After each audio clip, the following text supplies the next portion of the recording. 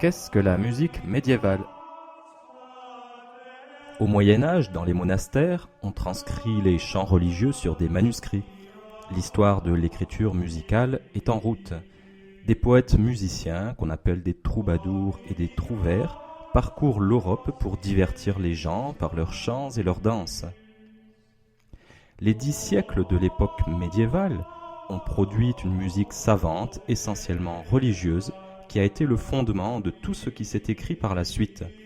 Cette musique repose sur l'utilisation du chant grégorien, qu'on appelle aussi le plein chant, qui est constitué d'une seule mélodie, tantôt chantée à l'unisson par un chœur d'hommes, tantôt ornée de vocalises sur les voyelles du texte latin par un chantre soliste.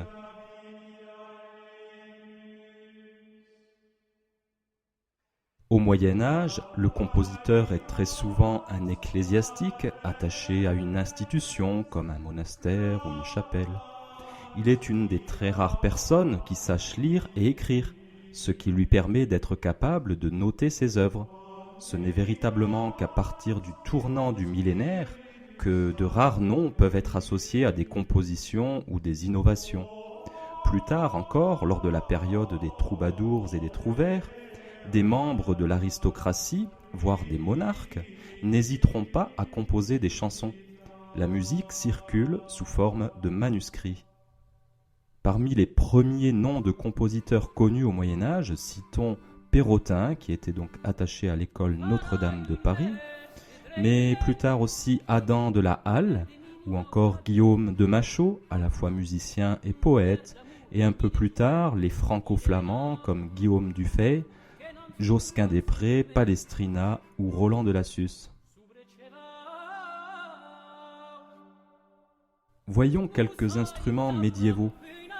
Le Moyen Âge adopte pour l'essentiel les instruments de l'Antiquité.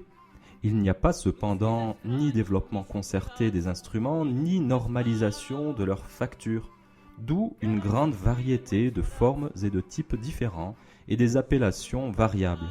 Ce n'est qu'au XVe, XVIe siècle qu'apparaît, avec la naissance d'une musique instrumentale spécifique et le développement de la basse, la formation de familles d'instruments avec leur classement systématique.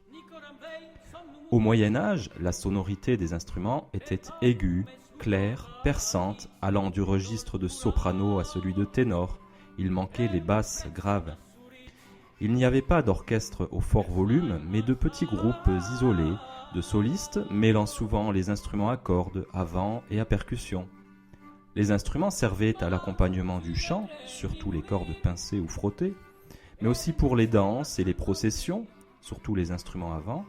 Presque tout était improvisé à partir de formules.